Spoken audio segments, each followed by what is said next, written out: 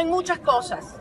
Saben que Maduro es colombiano y por lo tanto no puede ser presidente de la República. Ustedes saben que Maduro está incurso en actos de corrupción, de narcotráfico, de lavado de dinero y por lo tanto será juzgado. Y ustedes saben que se está produciendo un quiebre en Venezuela, no solamente en la vida de las familias venezolanas, en las instituciones, en la Fuerza Armada, un quiebre en el régimen.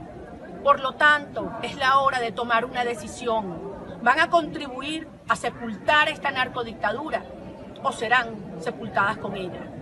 Venezuela sabe hoy cuál es la ruta y los ciudadanos militares tienen que escoger si están con el pueblo de Venezuela decidido a reinstaurar la democracia, un sistema de libertades y respeto a la Constitución, o enfrentarse al pueblo de Venezuela del lado de los tiranos. Es hora, dentro de la Fuerza Armada, de separar la paja y el trigo, los delincuentes de los honestos, el bien del mal.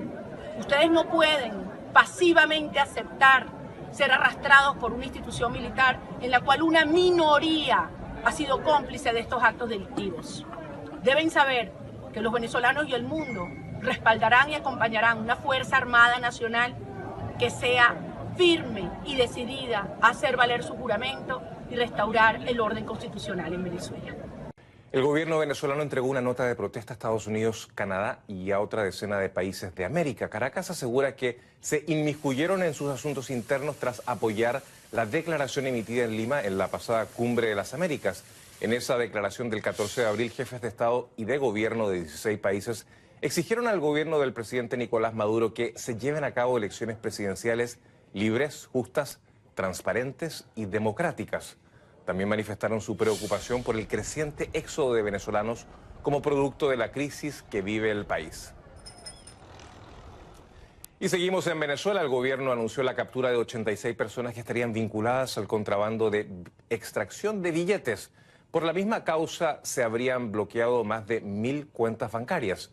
Según Tarek El Aizami, vicepresidente ejecutivo de Venezuela, todo forma parte de un plan para boicotear la estabilidad financiera de Venezuela. ¿Y quién está detrás de este supuesto plan? Escuchemos las palabras del vicepresidente. Todas estas redes vinculadas a las mafias cambistas tienen, y así lo denunciamos, el amparo y la protección del gobierno colombiano, del presidente Juan Manuel Santos. Forman parte de las redes criminales que nos atacan permanentemente desde Colombia, en complicidad con algunos sistemas financieros venezolanos. La Asamblea Nacional de Venezuela aprobó por mayoría que se le dé continuidad al juicio por corrupción contra el presidente Nicolás Maduro por supuestos delitos vinculados al escándalo de Odebrecht. El caso lo lleva el Tribunal Supremo de Justicia designado por el Parlamento, que funciona en el exilio. El secretario general de la OEA, Luis Almagro, escribió en su cuenta en Twitter: la iniciativa del TSJ legitimó para enjuiciar a Nicolás Maduro por corrupción refrendada por la Asamblea Nacional es un paso adelante en el proceso de castigar a los culpables de haber montado una dictadura anclada en la impunidad. Pero es incierto el rumbo que tome esta iniciativa de la oposición. El gobierno venezolano desconoce la autoridad del tribunal designado por el Parlamento. Tarek William Saab, el fiscal general designado por la cuestionada Asamblea Nacional Constituyente, conformada únicamente por oficialistas, dijo que las decisiones del tribunal en el exilio son un show carente de legalidad.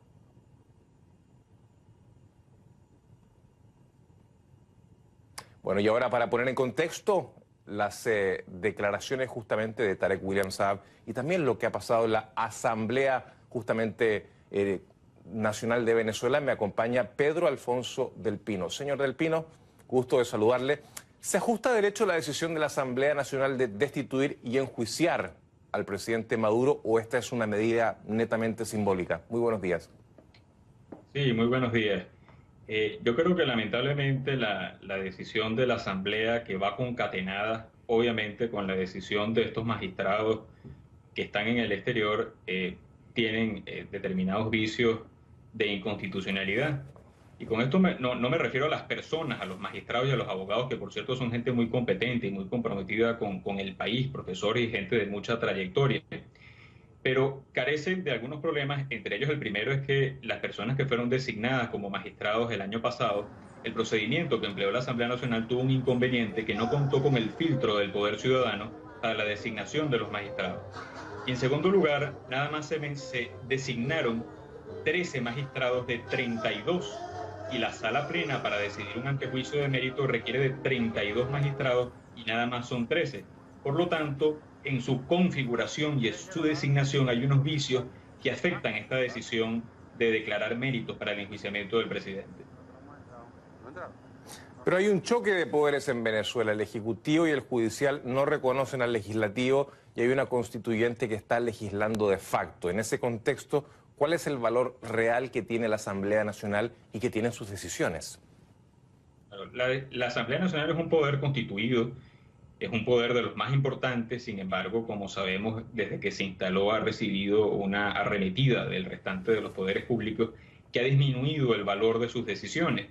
Sin embargo, esta decisión en particular, más allá de las circunstancias que vive la Asamblea Nacional, esta decisión en particular adolece de unos vicios que lamentablemente pues, conducen a un proceso que no va a conducir a mayores consecuencias. Es decir, se va a generar o se genera una expectativa que posiblemente dure unos días, una semana, pero consecuentemente trae una frustración porque, como sabemos, la decisión de fondo no va a conllevar la inhabilitación del presidente, ni la separación de su cargo, ni mucho menos, como ha solicitado la fiscal, la aprehensión del presidente de la República por parte de los cuerpos de seguridad. Es decir, se generan unas expectativas que luego no se cumplen, entonces tenemos un cúmulo de frustraciones pues que lamentablemente van afectando a la mayoría del país, que no termina de encontrar claridad en el camino político para la salida de la crisis que vivimos actualmente. Entonces, este tipo de medidas que son más bien simbólicas porque no encuentran de alguna manera un efecto real porque no pueden llevarse a cabo, ¿son inconvenientes políticamente hablando a su juicio?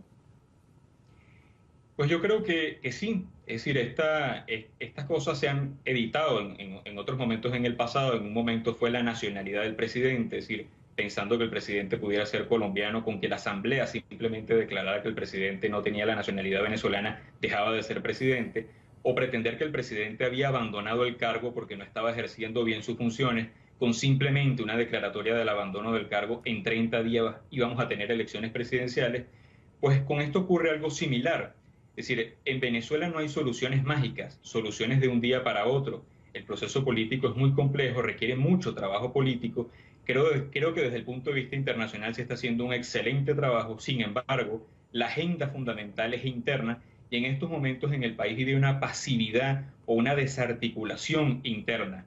No me refiero a la Asamblea y a sus diputados, sino en el trabajo político intenso a lo largo y ancho de la geografía nacional. Si eso no se resuelve, si no hay una agenda de movilidad, de creatividad, de generación y articulación de fuerzas internas, lamentablemente la salida política luce difícil.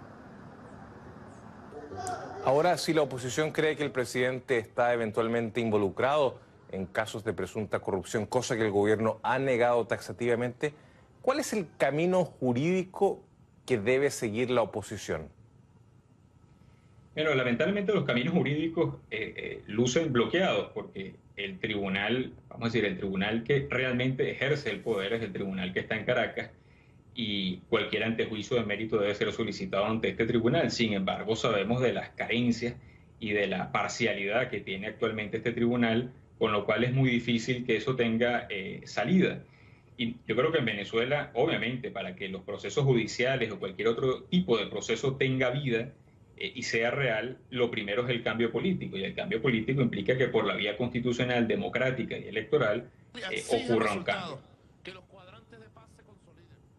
Ahora, ¿usted no cree que por la vía constitucional y jurídica va a ocurrir un cambio en Venezuela? ¿Lo ve posible? Yo creo que la vía menos mala o la que adolece de menos problemas, todas tienen inconvenientes, es la vía electoral. Creo que la vía de la elección presidencial, en la medida que la oposición esté unida con un solo candidato y bajo una sola estrategia, ofrece grandes posibilidades. En todos los estudios de opinión en Venezuela, más del 90% del país rechaza al gobierno, más del 70% del país está dispuesto a participar, a votar. Es Este es el país que tiene la inflación más alta del mundo, sufre una depresión económica muy fuerte, no hay gobierno que soporte este rechazo tan alto. Sin embargo, la oposición frente a esta realidad no ha ofrecido una respuesta de participación inmediata, sino ha solicitado que se generen unas condiciones mejores, porque si no, no decide participar. Entonces, hay como un juego trancado en el sentido de que la oposición no termina de participar porque no ve suficientes condiciones, pero la salida indiscutible para mí es la vía electoral. En la medida que podamos hacer que el pueblo se exprese en una elección con una mayoría absolutamente contundente como la que tenemos actualmente, creo que hay una vía más clara para el cambio político en el país. Me quedan 20 segundos, pero si las elecciones no son justas y no son transparentes, ¿vale la pena presentarse a ellas? 20 segundos apenas. Mira, yo creo que en este momento el liderazgo y la importancia de la gente que rechaza el país es tan alta y tan importante que las condiciones electorales se convierten en un elemento importante, pero de segundo grado. Creo que la inmensa mayoría de los venezolanos, si salen a votar como salieron en diciembre del 2015, las condiciones electorales pasan a un segundo plano y perfectamente la oposición pudiera ganar la presidencia de la República. Gracias, profesor. Muchísimas gracias. El profesor Pedro Alfonso del Pino, de la Universidad Central de Venezuela, nos acompañaba desde Quito, Ecuador. Hacemos una breve pausa y al volver, el director...